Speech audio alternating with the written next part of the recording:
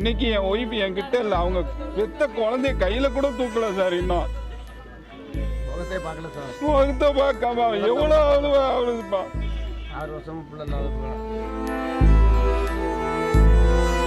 அவ்வளோ பெரிய குழந்தை இருந்து இது வந்து அது கிழிக்குமா சார்? கிழிச்சு அதில் வயிற்றுல வந்து 2.5 லிட்டர் எடுத்துருக்காங்க சார். வெறும் மலமும் ரத்தமும் கலந்து சிசேரியன் பண்ணி அவங்க வயிற்று கிழிச்சு எடுத்து வயிற்றை ஃபுல்லாக க்ளீன் பண்ணி காமிச்சிட்டு இது பண்ணாங்க. இப்போ என் பொண்டாட்டி என்கிட்ட இல்லை சார், அவங்க இறந்து போயிட்டாங்க சார். இது முழுக்க மருத்துவரோட அலட்சிய போக்கால ஏற்பட்ட சதி சார். இது குடல்ல எப்படி ஓட்ட விழுகும், சிசேரியன்ல ஓட்ட விழுகுது இல்ல.